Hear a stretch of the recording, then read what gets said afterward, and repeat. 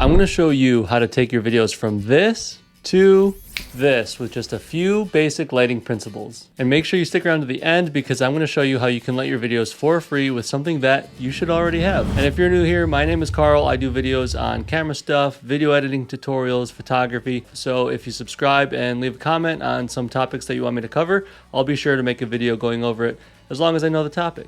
All right, now that that's out of the way, let's get into the video. The first light we're going to talk about is your key light, and that is what lights you, the subject. My key light is Amaran 200XS with a mini light dome, and it's got a honeycomb, so it gives a nice soft look. You're gonna hear a lot of people say that the rule is have the light at a 45-degree angle, which is what I'm doing now. That being said, rules are meant to be broken, and sometimes it's better to break the rule than to stand by that 100% of the time. For example, I'm wearing a hat right now, and it's actually working out pretty good.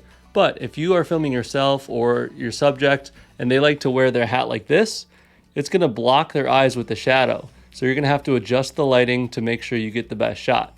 Because a big part of this is being able to see people's eyes in your videos, because it's gonna help you with the connection to the viewer and all those good things. So the big takeaway of this is make sure you light your subject's face, because if you don't, you're not gonna be able to see it. A lot of times with these lights, you can adjust the temperature of them. So what I like to do is match my white balance setting in my camera to the temperature of the light, so then we get the best, most accurate white balance. The second light we're gonna look at is a filler light.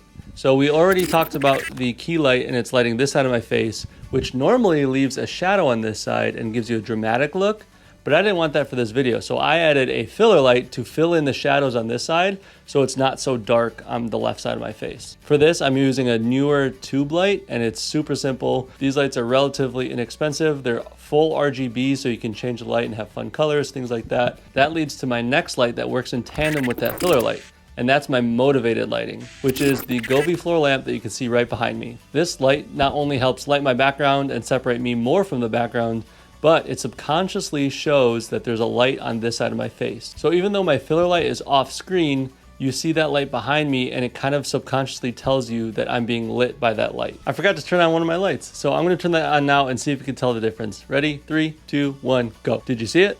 It's this light right here, which looks like it's coming from the window, but it's actually a small rig flashlight. It has these really cool tiny filters, and you can change what it displays on the wall. You can change the color, all those awesome things. And I think it's just a nice little touch for your videos. And that brings me to my last light, which is your hair light. And that's a light that's gonna shoot on the back of your head and kind of create an outline so it separates you from the background. And in this video, I'm just using that window. So I have the blinds to kind of soften how much light's getting through, but that's what's also leading to having a nice outline on the back of my head. A lot of times your hair light is not shown in the video, but I really like how the window is really cool and the Govee floor lamp is really warm. It kind of has a good contrast and kind of completes the whole image of the video. All right, I'm gonna take this up one more notch, and I promise that's it. Does this clip look more cinematic than the last one?